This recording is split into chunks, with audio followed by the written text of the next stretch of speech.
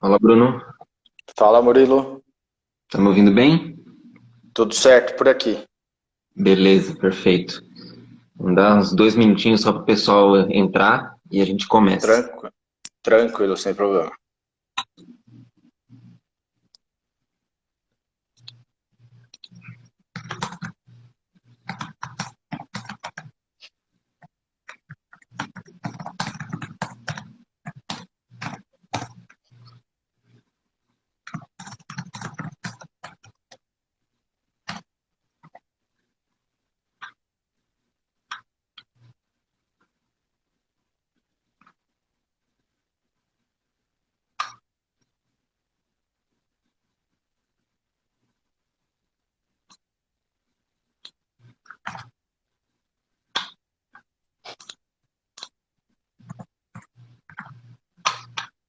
Ele é dobrando.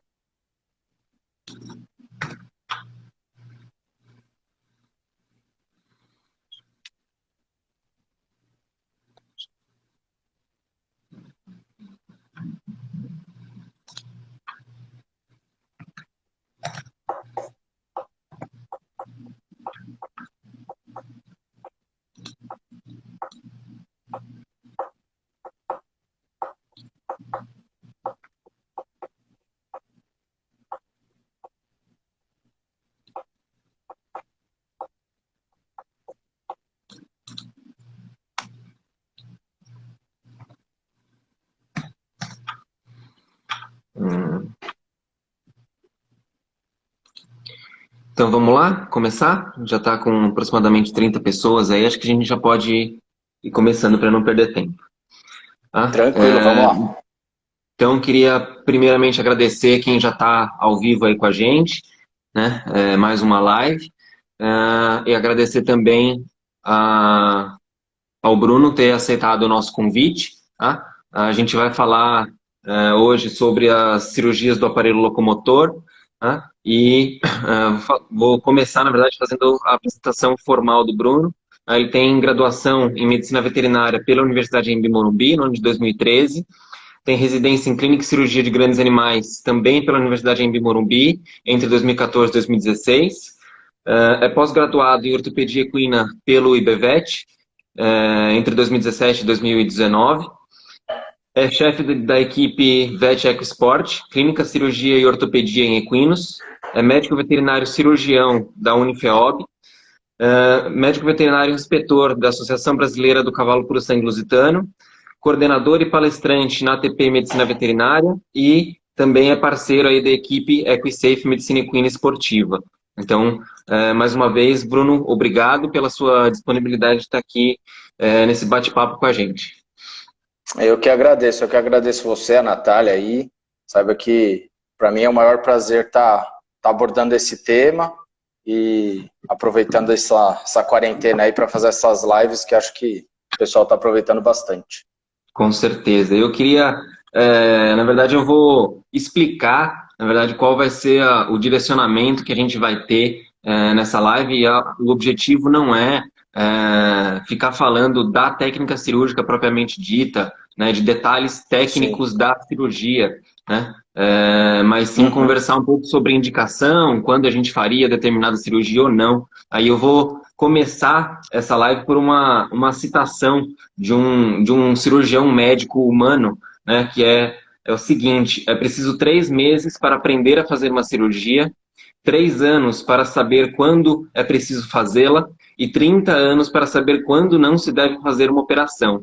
Então, acho que Exato. o objetivo dessa live é justamente discutir isso, né? Quando a gente deve ou não deve indicar determinado procedimento cirúrgico, né? Falar da técnica, vocês veem na graduação, vocês veem nos nossos cursos ou em cursos de outras empresas, né? Não é esse o nosso objetivo.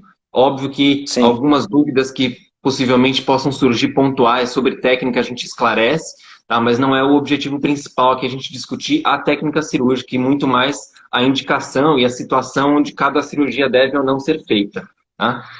Sem Ah, problema. Aqui, então, queria começar com a primeira pergunta, que é bastante polêmica, né? de qual é a sua opinião a respeito da realização da neurectomia digital palmar, né? A cirurgia que Tá. faz aí a dessensibilização do casco. Uhum. Como você mesmo já comentou, é uma coisa bem... ela, quando se fala em neurectomia, né, muita gente já parte diretamente para o procedimento cirúrgico, né? A gente sabe que para realizar a neurectomia, você tem certas afecções que tem a indicação para realizar, né? Então, fratura de cartilagem alar, principalmente a mais indicada é a síndrome do navicular, né? Quando a gente tem achados aí no osso navicular. A gente não tem indicação para cavalos que têm laminite, né? Outra coisa que é muito importante, quando a gente faz a indicação da neurectomia digital palmar, é importante a gente ter que avaliar também a estrutura do tendão flexor digital profundo, né? É sabido que ele se insere ali na fossa semilunar da terceira falange e quando tem uma síndrome do navicular, ele pode estar acometido, né? Então, não é uma simples indicação, né? E outra coisa, para se indicar essa cirurgia e falar que ela vai ser efetiva, a gente não pode esquecer que o bloqueio do digital palmar, né, o bloqueio perineural do digital palmar, ele tem que ser positivo. Então não adianta nada eu fazer a neurectomia, terminar o procedimento, dali 2, 3 dias o cavalo continuar com a claudicação, né? Outra coisa fundamental, a neurectomia, ela vai, como o Murilo mesmo já falou, vai desensibilizar a região do casco. Ou seja, a gente não vai tirar a causa primária da indicação, né? Então, eu faço essa técnica, eu utilizo essa técnica, tá? Em cavalos que, principalmente de esporte, né? Porque são os cavalos que têm aí a maior acometimento, né? Só que a partir do momento que a gente faz essa indicação e faz o procedimento, realiza o procedimento de neurectomia do digital palmar, a gente tem que deixar bem claro para o proprietário, né, que assim, por exemplo, se o cavalo tem uma síndrome do navicular e ela já está num grau muito grande, num grau muito elevado, é importante que... Espera só um pouquinho. É importante avisar que... É importante avisar o proprietário que... a causa primária está lá. Então, assim, se eu fizer uma neurectomia, o cavalo não vai sentir mais a parte distal, né? Então, muita gente faz a neurectomia e volta o cavalo para trabalhar. E aí a gente tem uma piora do quadro, só que o cavalo não vai dizer isso para a gente, porque ele não sente mais nada, né? E outra coisa, a sola fica desensibilizada, então o manejo tem que ser redobrado, né? Então é um cavalo que vai ser aposentado, é um cavalo que vai ficar em baia e solto no piquete durante o dia, tem que ter um manejo, porque se ele pisa num prego, num parafuso e isso perfura a sola, ele não vai sentir. Às vezes a gente pode ter uma sepse aí da búrsola do navicular, né, ou até algum envolvimento de terceira falange, dependendo da posição que esse cavalo, esse objeto, esse corpo estranho, perfurar a sola do casco, né? Também é importante que, para a neurectomia ser indicada, a gente já tem que ter feito um tratamento prévio, um tratamento clínico prévio, né? Então, não foi responsível ao tratamento clínico, a gente estabilizou a lesão, dependendo da lesão a gente não vai voltar para a forma inicial, então a gente só consegue estabilizar a lesão, não consegue regredir ou coisa do tipo, né? Por mais que a gente tenha várias medicações aí no mercado hoje em dia. Então, para fazer a indicação, tem que ter passado pelo tratamento clínico, tem que ter a indicação correta da cirurgia, né? E o bloqueio, principalmente o bloqueio perineural, tem que ser eficaz. Então, às vezes me chamam para fazer o procedimento, né? E outra coisa, é um procedimento que, quando feito, pode ser feito com o animal em estação, pode ser realizado a campo, ou pode ser realizado com o animal em decúbito no centro cirúrgico. tá? Isso depende do cirurgião, depende do cavalo, depende da propriedade, se a propriedade permite para a gente fazer isso a campo, sem problema nenhum, tá? Mas já me chamaram para fazer a neurectomia do digital palmar e o bloqueio não foi efetivo, né? Então eu acabei não realizando a cirurgia porque não tem o porquê fazer, né? A gente tem também a possibilidade, além de fazer a técnica cirúrgica, fazer a neurectomia química, que a gente fala, usando fármacos no local, tá? Para mim, particularmente, ela não tem uma eficácia muito boa.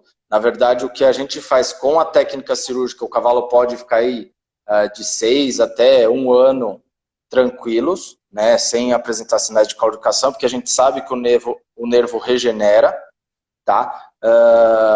Como complicação, a gente pode ter a formação do neuroma, né, e isso pode apresentar aí, dentre os 2 primeiros meses pós-operatório, o neuroma com certeza vai doer mais do que a enfermidade de causa primária, mas a neurectomia química a gente não tem esse período, tá? E às vezes a gente faz a neurectomia química, o cavalo responde inicialmente ao tratamento, e depois de 2, 3 meses com a neurectomia química, não, voltou a mancar, vamos fazer por técnica cirúrgica convencional. É muito ruim, porque o neurolítico, ele acaba ali com o nervo, né, e o acesso cirúrgico fica muito complicado. Então, quando eu vou realizar, se não tem a pretensão de fazer a neurectomia por técnica cirúrgica, eu faço a química. Mas eu sempre opto por fazer pela técnica cirúrgica. Entendi. Eu vou falar um pouquinho da minha experiência, né? É claro que a gente sempre é procurado, né, em maior intensidade para fazer esse procedimento em cavalos de esporte, né? E a gente sabe que, né, como você muito bem falou, a gente não vai resolver a lesão, né? E ter um cavalo trabalhando, às vezes em alto nível de desempenho, em cima da lesão, é um tanto quanto perigoso, né, dependendo do tipo de lesão que ele tem, dependendo da gravidade dessa lesão, e isso tem que estar muito conversado com o proprietário, né? Porque isso representa não só um risco para o cavalo, mas também um risco para quem está montado. Exatamente. Eu tive algumas experiências de complicação de neurectomia. Felizmente, nenhuma delas foi de casos que eu acompanhei o procedimento cirúrgico, a gente só recebeu o cavalo depois da complicação. Eu acompanhei claro que não é um N grande, mas cerca de uns 5 casos, e todos eles acabaram em eutanásia. Então eu acabo tendo uma visão muito ruim da neurectomia quando ela dá errado. É óbvio que o número de neurectomias que eu vi sendo feitas é muito maior do que esse, e a gente eu pelo menos não tive um feedback negativo desses casos que a gente acompanhou, né? Mas eu já vi várias coisas muito graves, principalmente processos sépticos, por conta de falta de cuidado, ou até mesmo do cavalo piorar a lesão com a intensidade de trabalho, né? Então, acho que isso tudo tem que ser muito bem esclarecido antes do procedimento, tá? Só respondendo alguns comentários. Quem tiver dúvida, vai colocando aqui no chat, a gente vai respondendo na medida do possível. E a Natália já falou, mas a live vai ficar por 24 horas nos stories, como sempre, e depois vai para o YouTube. Então, quem não puder assistir nem mesmo nos stories, tem lá no canal do YouTube, tá? Então, eu fico bem receoso, né, com a indicação da neurectomia, mas estando tudo conversado, todo mundo, cada um assumindo a sua parcela de responsabilidade no decorrer disso acontecer, eu acho que a gente tem que... É uma ferramenta que a gente tem, muitas vezes, para prolongar a vida esportiva de um cavalo, de repente, por mais 1 ou 2 anos. Isso também tem que ficar claro, né? Não sei o quanto vale a pena voltar a reoperar esse cavalo para voltar à atividade física, né? E pensando única e exclusivamente em situações de aposentadoria, né? Eu sou completamente a favor da técnica, porque a gente sabe o quanto esses processos de dor crônica no casco são quanto eles fazem o cavalo sofrer, né? Principalmente em graus Sim. avançados. Desde que o proprietário esteja muito bem orientado e concorde de fazer um manejo de casco no período pós-operatório, para um período de aposentadoria, para dar qualidade de vida, eu também sou completamente a favor do que o procedimento seja feito. Uhum. É, o... tem modalidades, né? Se a gente pegar aí o turf, né? Tem trabalhos relatando que até se você pegar a comissão de ética mesmo das corridas, você precisa avisar a comissão de ética do evento ou da associação, que seja, e avisar que o seu cavalo passou por neurectomia, passou pelo procedimento, tá? E isso vai ser julgado e a comissão de ética que vai autorizar ou não se o cavalo vai poder competir ou não. Voltando para o turf, para as corridas aí, é muito perigoso, porque é um cavalo de velocidade que se acontecer alguma coisa ele não vai sentir e o jockey está em cima do cavalo e para o cavalo mesmo, cair na raia não é uma coisa mais bonita de se ver. Então isso precisa ser bem conversado. Para aposentadoria eu concordo, eu acho que se o cavalo chegou a um ponto de precisar de neurectomia, dependendo da idade do cavalo, acho que ele já deu o seu potencial e ele pode seguir para uma aposentadoria. Fizeram uma pergunta aqui, mas eu quero só fazer uma última colocação para a gente fazer a pergunta e depois, de repente, passar para outro assunto. Você falou do turco, mas tem outros esportes, né, que a neurectomia ela é proibida, né, os cavalos neurectomizados não podem correr mais, né, a partir do momento, essas associações de raça ou essas associações esportivas consideram o procedimento unicamente como para dar conforto para aposentar o cavalo, né, e não permitem que os cavalos compitam. Sim. É muito difícil, né, para num exame clínico, num exame físico, a gente detectar se o cavalo foi neurectomizado ou não, a não ser que a gente faça a tricotomia na região e veja a região da cicatriz. A gente sabe que isso não é feito de rotina, até mesmo nas competições de maior nível, né?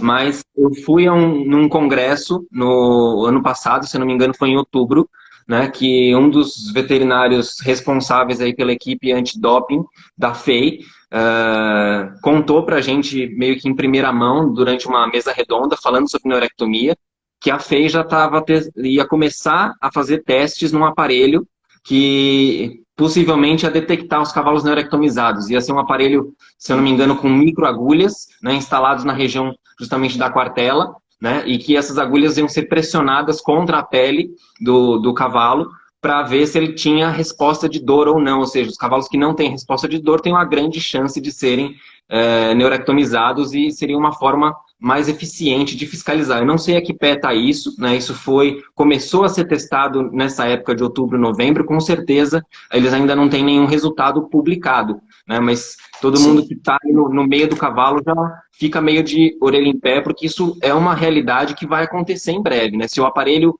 for efetivo e ele funcionar, ele com certeza vai ser implementado nos próximos anos aí, então todo mundo tem que ficar ligado nisso. Sim, o que eu li, e aí se você pegar alguns trabalhos de, se eu não me engano, 2013, por aí, já tinha trabalhos que falavam de se fazer o exame ultrassonográfico para conseguir avaliar o plexo, tá? A única coisa ruim disso é que, dependendo da máquina, sem tricotomia você não consegue fazer, então pensando num cavalo de esporte, você não vai parar todo o cavalo pré-prova ali no exame de inspeção, fazer uma tricotomia, por mais que pequeno, e verificar o plexo. Então depende muito do aparelho, depende de quem vai fazer esse exame, e depende da precisão anatômica de quem está fazendo o exame também. Mas tem alguns trabalhos que relatam que você consegue ver através do exame ultrassonográfico o plexo ali, identificar, né? Eu tenho certeza que é possível, mas não sei o quanto é prático, né? Como por esses vários motivos que você falou, né? Não sei o quanto é aplicado. Então vamos ver se a FEI traz novidades aí com esse outro aparelho. Perguntaram aqui também sobre o tempo de regeneração do nervo. Quando você faz a neurectomia, quanto tempo esse nervo regenera e em quanto tempo o cavalo volta a sentir? Depende muito do cavalo, né? O que a gente fala, nunca chega a ser uma coisa matemática, né? Eu já peguei e já vi cavalos que passaram pelo procedimento de neurectomia, após 1 ano, o cavalo tá sem sensibilidade, fazer teste na região ali com chave de carro, algum objeto pontiagudo aí, o cavalo não apresentar sensibilidade e não apresentar sinais de claudicação, tá? Como já peguei cavalos que passaram pela neurectomia e após 2, 3 meses fizeram a formação do neuroma, que é a resposta inflamatória, aí, uma cicatrização, né, do organismo. Tá? O que a literatura fala é que a partir de 8 meses você já pode ter alguns cavalos apresentando regeneração do nervo. Tá? Mas pelo que eu já vi, eu particularmente, opinião minha, acho que depende muito do cavalo.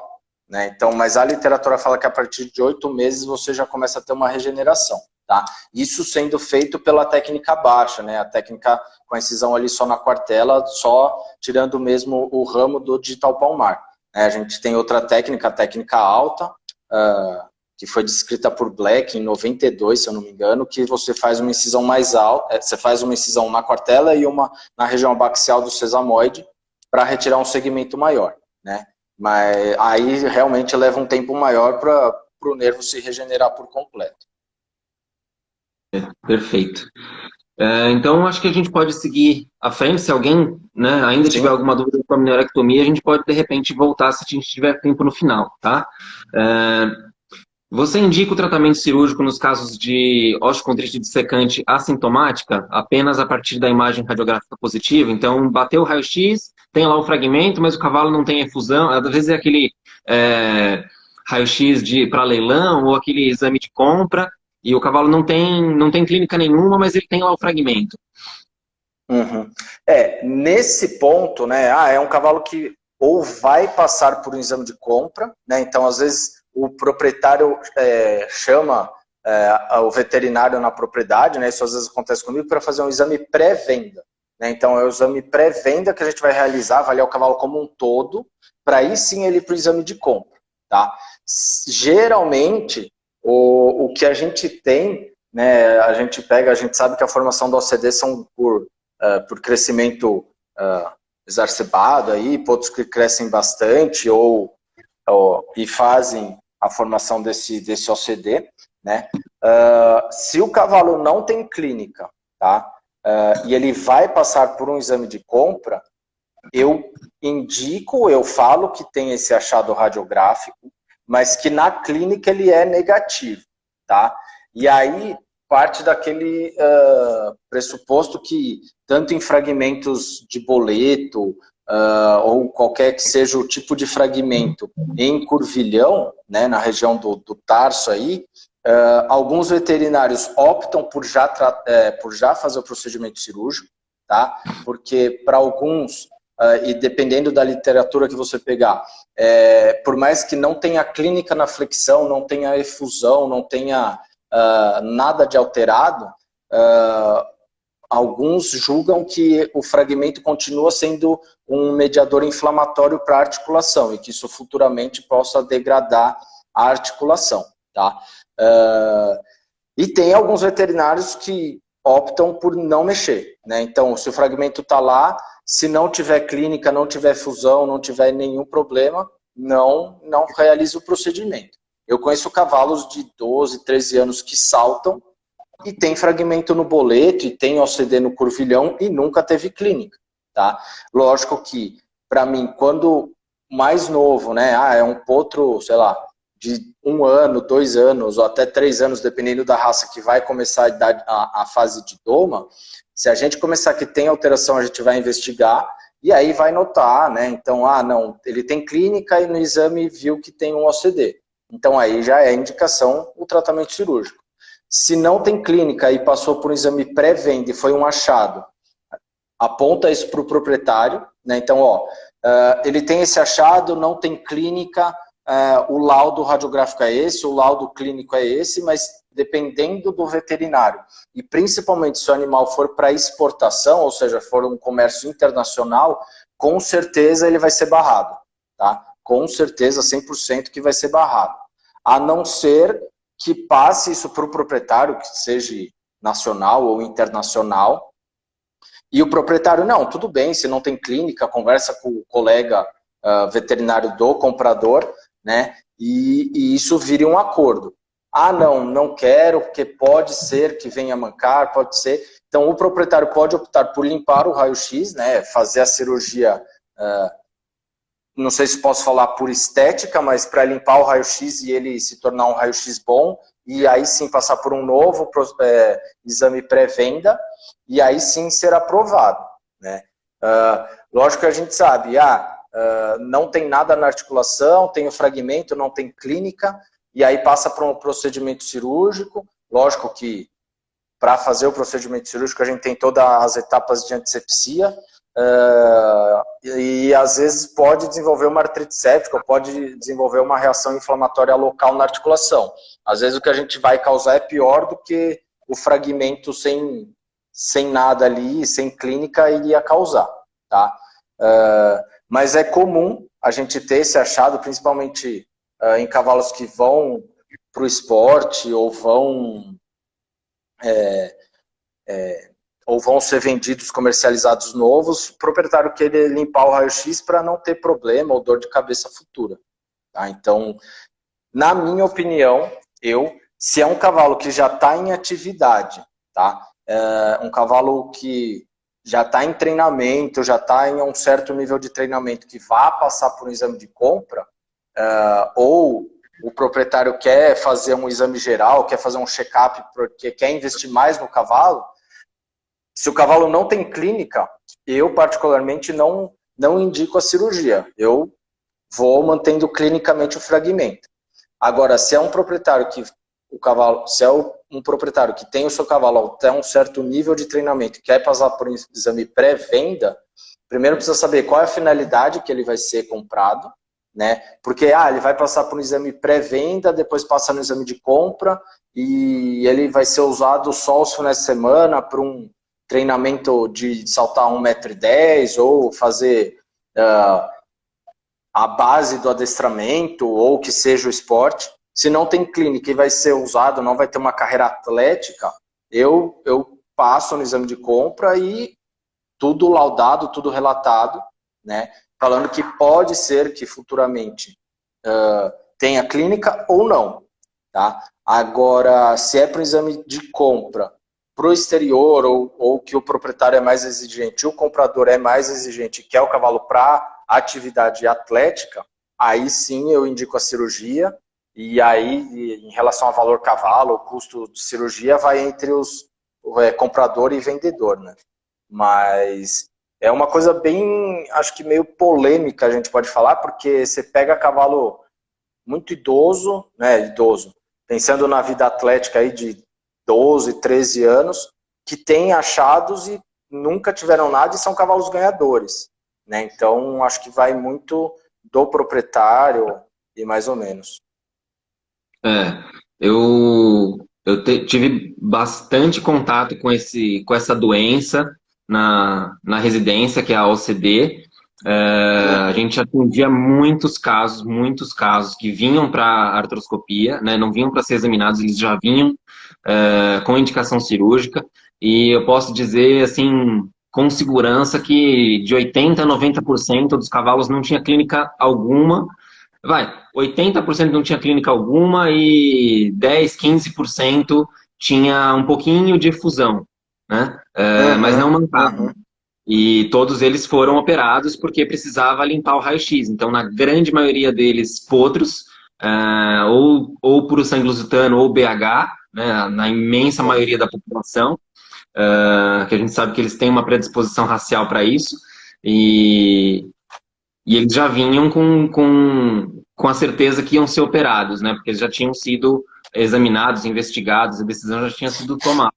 Então é bastante comum a gente ver essa cirurgia sendo feita, entre aspas, sem necessidade clínica, né? Sem indicação clínica. Sim. E eu me lembro muito bem de um caso que é exatamente esse cenário, só que o fragmento estava muito próximo do ligamento colateral da articulação tibiotársica e foi conversado, né, com um veterinário que encaminhou o caso, foi conversado com o proprietário, que existia um risco do dano ser maior do que a lesão existente, né? E a resposta foi a mesma de sempre, né? Precisa limpar o raio-x porque esse potro vai a leilão e Sim. acabou tendo que ser feita uma artrotomia, não se pôde tirar por artroscopia, que o fragmento era grande.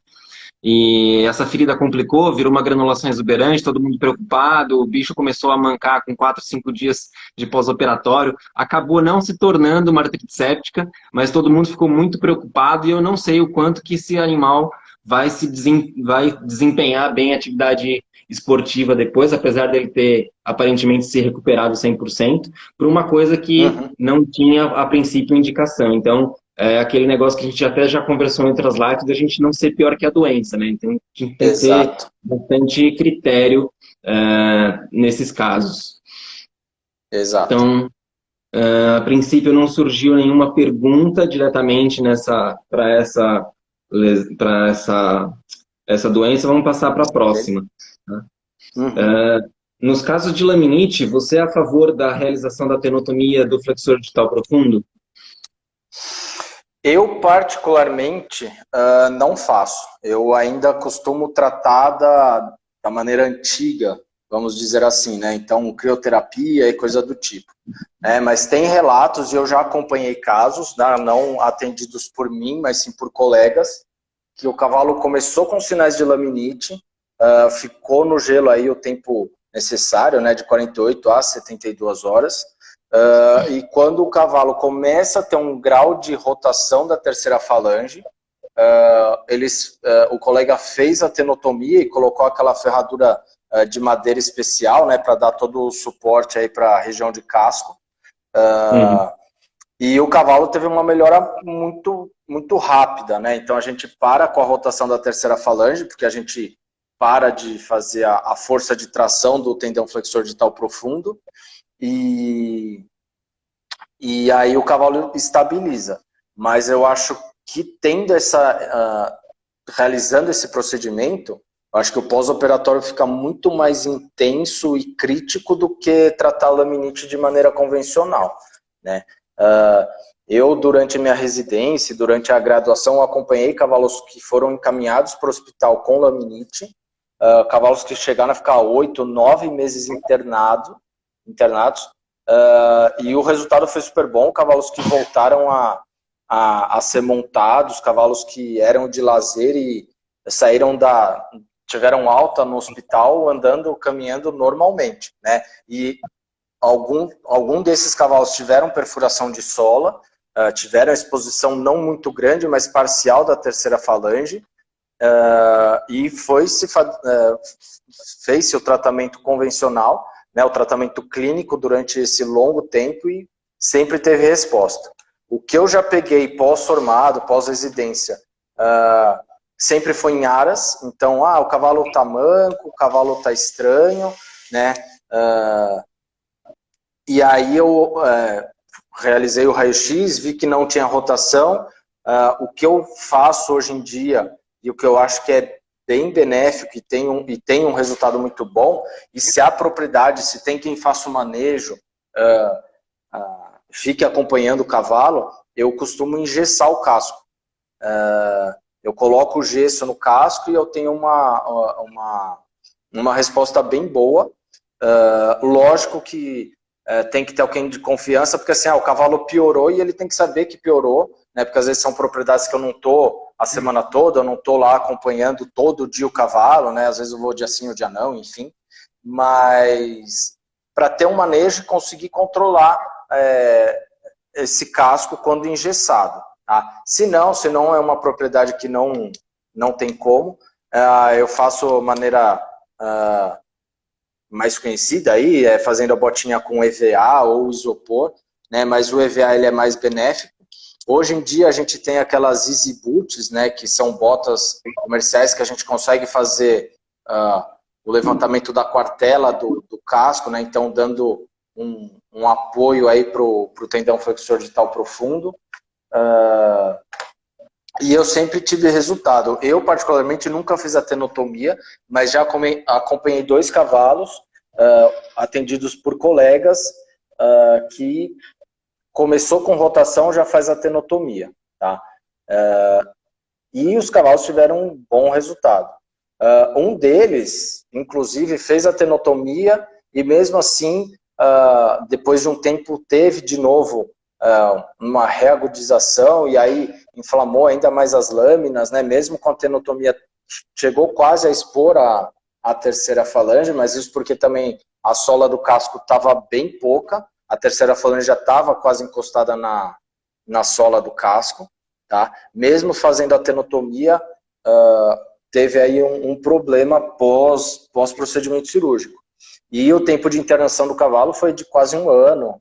E hoje era um cavalo importante da raça Mangalarga Marchador, né? E hoje o cavalo aposentou. Por mais que fez tudo, ele recuperou, mas ele não conseguiu voltar às atividades normais, né? Então acho que depende muito do veterinário ou do conhecimento. Lógico que a gente também precisa saber da biomecânica, então ajudar com o ferrajamento corretivo pós-procedimento, sabe-se que tem que imobilizar o membro, né, manter um tempo imobilizado para dar uma estabilidade, né, e tem resultado, mas eu particularmente não faço tenotomia. Eu tive pouquíssimas experiências, eu lembro de ter acompanhado um caso que foi feita a tenotomia, mas não era... A conduta não foi essa da mesma dos casos que você acompanhou, que quando percebeu que estava ocorrendo rotação, já foi feita a tenotomia de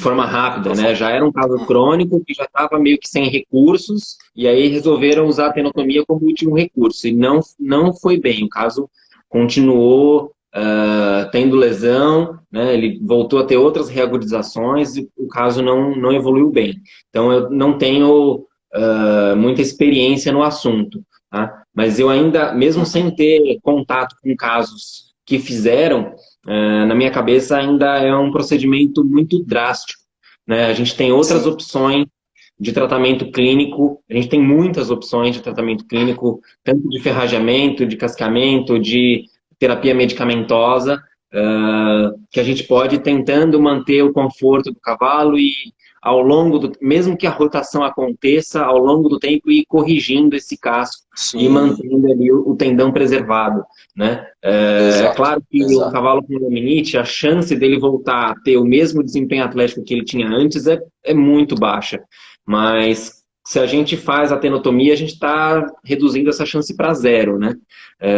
Talvez ele nem volte à atividade, quanto mais voltar à atividade de alta intensidade. Então, mesmo que a lesão ocorra em maior gravidade, eu prefiro ser um pouco mais conservativo nesse caso e depois correr atrás de tratar esse casco de novo, né? E com casqueamento, com ferrajamento, fazer ele voltar para a posição desde que o processo da doença esteja estancado, né? Então, eu também, apesar de pouquíssima experiência no assunto, eu também sou um pouco cético com relação a esse procedimento.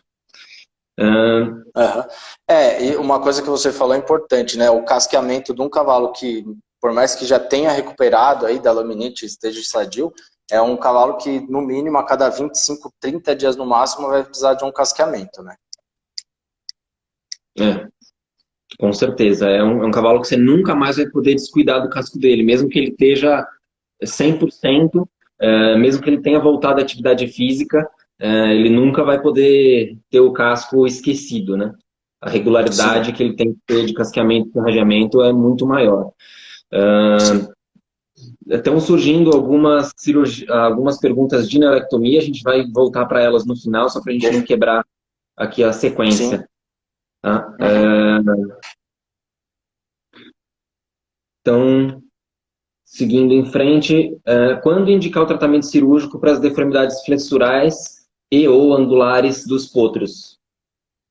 Tá. Essa daí, eu acho que assim, dos casos que eu já peguei, se é um caso muito crônico ou alguma coisa do tipo, eu acho que vale a pena a indicação. Lógico que a gente não pode deixar evoluir muito, né? Já acompanhei animais adultos que passaram pelo procedimento e teve um bom resultado, tá? Mas das deformidades flexurais, principalmente, e angulares também, eu acho que quanto mais novo, melhor, tá? A gente sabe que tem diversas técnicas. Eu acho que também para chegar ao ponto da indicação cirúrgica, dependendo do grau, né, e dependendo do ângulo aí que estão essas deformidades, eu acho que primeiro a gente pode começar com o tratamento clínico, né? Então, dependendo do grau, é um potro que tem uma deformidade flexural não tão grave, não tão deformada, né, vamos dizer assim, eu coloco o potro, fecho o potro em baia, deixo uma semana, alguns potros tendem a ter um relaxamento, né, tendem a ter uma volta aí da conformação anatômica normal, tá? Alguns persistem, aí sim eu indico a cirurgia, né? Dependendo da deformidade flexural e dependendo do grau, a gente pode tentar fazer a desmotomia do check, tanto do superior quanto do inferior, né? Ou a gente já pode ir direto para a tenotomia, né? E das deformidades angulares, a gente pode fazer, dependendo do grau da deformidade, se não, aí da angular, eu acho que é um pouco mais difícil tentar no tratamento clínico. Na flexural, no clínico, a gente tem o uso da oxitetraciclina aí, mas tem o período certo, né? Tem até os 3, 4 primeiros dias de vida para fazer, ou até completar o primeiro mês. Mas na angular, quando eu indico, e o que eu gosto de fazer é a elevação do periósteo, tá? Principalmente quando o potro é valgus, eu acho que tem uma boa resposta. É um procedimento que, se o Aras permitir, também dá para fazer o procedimento a campo, tá? Com o animal em estação, como é potro, fica fácil de conter. Lógico que tem que fazer toda a sedação e bloqueio local. Já acompanhei 2 casos que foram feitos a campo com elevação de periósteo, tiveram bons resultados. Já acompanhei em hospital potros que fizeram a desmotomia antes de fazer a tenotomia, também teve bons resultados. Lógico que, indicando o procedimento cirúrgico, a gente tem que pensar num ferrajamento corretivo, num ferrajamento ortopédico para dar sustentação, porque a gente está falando em desligar, em fazer uma incisão ali, né, uma secção, na verdade, no ligamento ou no tendão, né? Ainda para os animais com deformidade angular, a gente pode, dependendo do grau, colocar um parafuso no carpo, na articulação do carpo, né, fazendo um bloqueio aí do crescimento medial ou lateral da articulação para ir corrigir o ângulo, né? E imobilizar esse membro para dar uma estabilidade melhor, fazer uma bandagem ali adequada. Mas eu acho que, assim, se o potro permite tratar de maneira clínica inicialmente, não for muito grave, porque logo quando cai ao pé, né, que a gente fala logo quando nasce, já dá para ter uma noção do que vai se tornar. Às vezes o potro é muito grande, numa receptora pequena, e aí o potro pode ficar mal ajustado intrauterino e não consegue se desenvolver, e aí sim ele tem essas deformidades. Então, se fechar na primeira semana na baia, eu tenho os bons resultados, né? Eu acho que pós-formado aí, eu acompanhei um procedimento cirúrgico só dessas correções, e dos casos que eu peguei, eu tive bom resultado fazendo esse manejo clínico. Lógico que se fiz o manejo clínico, não teve a resposta adequada que eu queria, e o proprietário topar, eu acho que tem que fazer a correção cirúrgica, porque senão é um potro que você está esperando há muito tempo, tem um potencial genético ou atlético muito bom, e você pode perder o potro porque futuramente ele vai ter complicações, né? Então, acho que quanto mais cedo, melhor, até por ser potro, a recuperação é melhor. A elevação do periósteo tem a indicação certa, né? Então, até o terceiro mês de vida, você pode fazer essa elevação do periósteo. Pós esse período, já não se tem tanta indicação, né, de fazer esse procedimento. E, pelo que eu acompanho, já acompanhei tanto na literatura, tem bons resultados. Tá? Mas eu acho que se manejar de maneira clínica e tiver bons resultados, ótimo. Se não, acho que a indicação cirúrgica é bem válida. Eu acho que as deformidades congênitas, como você falou, por posicionamento intrauterino, tem uma grande chance de se resolverem sozinhas, sem tratamento, então a gente só deixa esse potro fechado uma semana, 10 dias de vida, e ele vai se corrigir na grande maioria dos casos, a não ser que a deformidade seja muito grave, que a gente vai precisar intervir com algum tratamento clínico. Também sempre costumo começar o tratamento de forma clínica, de forma mais conservadora possível, mas a gente tem que lembrar que o potro tem uma época de crescimento, né? O maior crescimento Sim. dele vai ser do nascimento até os 6 meses. Então, Exatamente. dentro desse período de 6 meses de vida, a gente tem muitas opções terapêuticas, tanto clínicas quanto cirúrgicas, todas elas com grande capacidade de resolução do quadro. Né? Dos 6 meses até 1 ano, a gente ainda tem alguma chance, mas ela vai diminuindo. E o tratamento clínico já vai se tornando até um pouco, entre aspas, irresponsável. Né? A gente já perdeu 6 meses de tratamento. Né? A gente não pode se dar ao luxo de tentar tratar clínico e aquilo não resolver nos próximos meses. Né? E depois de 1 ano, as chances são muito menores. Né? Então, lógico que isso varia de potro para potro, da gravidade, e a gente tem que ir conversando de acordo com cada situação. Mas se a gente fosse traçar aí um padrão, eu diria que até os 6 meses de idade eu tentaria tratar todas as deformidades, a não ser que seja realmente muito grave, de forma clínica inicialmente, e depois dos 6 meses, todas elas de forma cirúrgica, porque a gente ainda, dentro desse período de 6 meses a 1 ano, a gente ainda tem um índice de resolução bastante satisfatório. Exato. Então, tudo bem se a gente passar para a próxima? Acho que tranquilo, acho que não veio nenhuma pergunta dessa. A gente tem a última, a gente tende a ser um pouquinho rápido, depois a gente tem 3 perguntas sobre neurectomia. Então, quais os critérios você considera para indicar ou não a cirurgia nos casos de fixação dorsal de patela? Tá.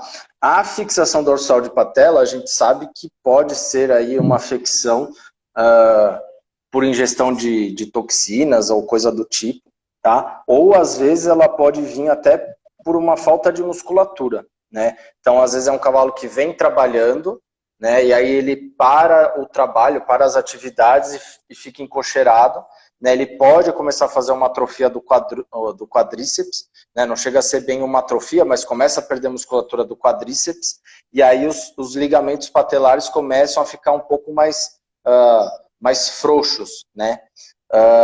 E aí o cavalo pode começar a desenvolver a fixação, tá? Dorsal da patela. Nesses casos, que tem o histórico do cavalo ser um atleta e aí ser encocheirado por algum motivo e ele precisa ficar parado e começar a fazer a fixação da patela, só entrar com uma vitamina, né, ou com complemento à base de magnésio ou coisa do tipo, e fortalecer a musculatura, né? Então tem gente que, o cavalo foi fechado para fazer um tratamento e começou a fazer a fixação, e tende a parar o cavalo. Pior, ele precisa muscular, ele precisa manter essa musculatura ativa, né? Agora, cavalos que têm essa fixação aí, não por uma restrição de exercícios, e sim por algum outro tipo de infecção primária, né, seja ela por ingestão de toxina ou coisas do tipo, eu tento fazer o tratamento clínico, né, então a base de fisioterapia, caminhadas aí controladas, puxadas ao cabresto, para o cavalo não ter nenhum movimento brusco, e se assim não ter a resolução, o resultado que eu quero, aí sim opta-se pela cirurgia, né? Até o Luiz aqui, o Luizão comentou que hoje é difícil fazer esse procedimento. O que eu tenho pego dos cavalos, todos foram por cavalos atletas que pararam, e eu principalmente peguei cavalos que precisaram ser castrados, né, passou por procedimento de orquiectomia, e o cavalo no segundo, terceiro dia de encocheirado, ele começou a apresentar fixação dorsal da patela, tá? E aí eram cavalos que vinham em treinamento ou já estavam em algum nível de atividade esportiva, não só em treinamento, mas já estavam competindo, e o proprietário resolveu castrar por algum motivo tardio, e aí esses cavalos apresentaram fixação dorsal de patela, tá? Nesses casos, eu fiz tratamento clínico, né? Então, estimulei musculatura, caminhando, entrei com complemento vitamínico, e os cavalos resolveram, tá? Alguns ainda, se o cavalo não resolve, se o cavalo não responde ao tratamento clínico, antes de optar pela cirurgia, eles tentam fazer alguma substância revulsiva, alguma substância ali que faça com que o ligamento patelar medial perca a sua função e não tracione tanto a patela, né? Mas alguns cavalos pós esse tratamento voltam a apresentar a fixação. Eu acho que em casos crônicos, né, se não tem nenhuma resposta, já passou por tratamento conservativo e não foi muito eficaz, aí não tem outra saída a não ser o tratamento cirúrgico. Tá? Eu acho que de todos os tratamentos que a gente abordou aqui, eu acho que sim, apontando o grau de lesão, o grau da gravidade de cada caso, eu acho que sempre é importante tentar o tratamento clínico, né? Mas nunca deixar de fora o tratamento cirúrgico. Mas o tratamento clínico e, lógico, toda avaliação, toda avaliação clínica, todo acompanhamento durante o tratamento clínico é muito válido para você não partir logo para uma cirurgia, né? Entendi. Perguntaram aqui se nesses casos de fixação dorsal de patela você faz infiltração com anti-inflamatório. Não. Eu faço um anti-inflamatório sistêmico, porque a gente sabe que o cavalo sente um incômodo e sente uma dor local, mas infiltrar não, tá? Porque não chega a ser uma lesão que vai causar comprometimento articular ou coisa do tipo, se controlada previamente aí e tiver esse histórico de começo de atrofia do quadríceps, tá? Então eu faço anti-inflamatório sistêmico, local infiltrativo não.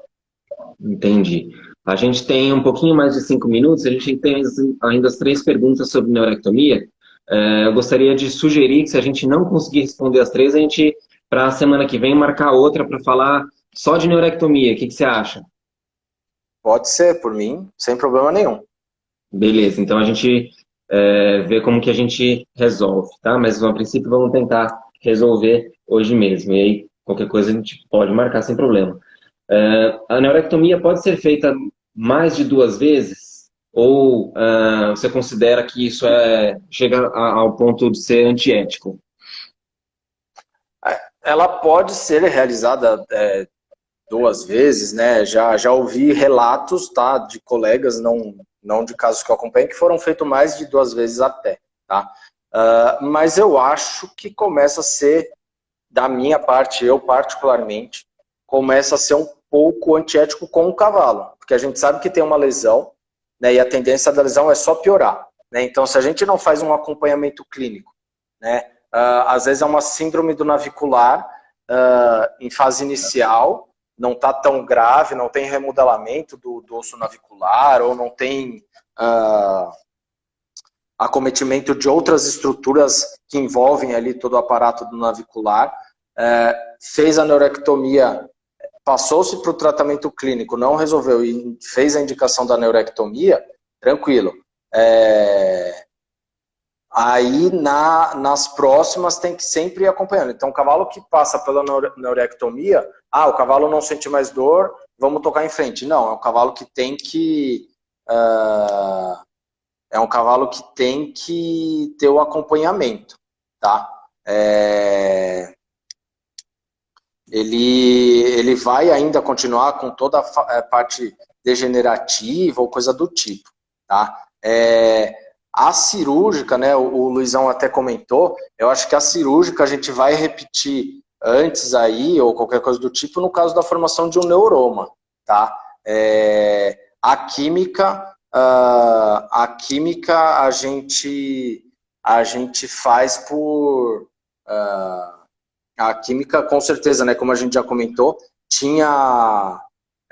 ela tem um tempo de validade, né, a gente sabe que muito menos que a cirurgia convencional, então sim, tem que repetir, e aí vai repetindo, só que é aquilo, fiz o tratamento pela neurectomia química, e aí vou optar pela técnica cirúrgica, aí tem comprometimento, né? Vai ter complicação até pelo acesso, até pela lesão que vai ter no nervo local. Mas a cirúrgica, eu já vi relatos, eu nunca fiz mais de uma vez, mas eu já vi relatos que fizeram a neurectomia novamente, tá? Mesmo não tendo a indicação. Eu já vi, eu já acompanhei um caso que foi repetida o procedimento de neurectomia para fazer só aquela última temporada, e foi um dos casos que a gente teve complicação e acabou resultando em eutanásia. Então, a gente tem que ponderar muito bem essas coisas. Próxima pergunta: a neurectomia só é indicada em casos crônicos?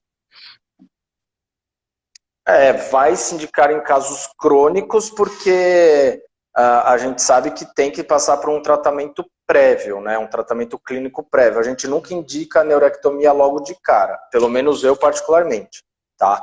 Eu sempre opto pelo tratamento clínico primeiro, tá? Já peguei casos que, o cavalo tem uma baita síndrome do navicular, tá? Já tem proliferação do osso navicular, já tem comprometimento de ligamento colateral do navicular, e aí o proprietário fala, mas quanto vai ser? A infiltração sai tanto, medicação pós-infiltração sai tanto, a manutenção sai tanto. Aí se for fazer o procedimento cirúrgico, o procedimento cirúrgico é tanto. Não, então já parte direto para a cirurgia, tá? Nesse caso específico, por opção do proprietário, lógico que eu deixei bem claro para ele o risco de já partir direto para uma neurectomia. Aí ele tem que saber o que ele está optando por fazer em questão de custos, tá? E aí ele tem que saber que o cavalo vai ter ele vai ter uma queda, né? Ele não vai poder trabalhar tanto quanto ele vinha trabalhando, tá? Mas nesse caso especificamente eu passei direto para a neurectomia cirúrgica, tá? Mas eu sempre indico o tratamento clínico antes. Tá ótimo, Bruno.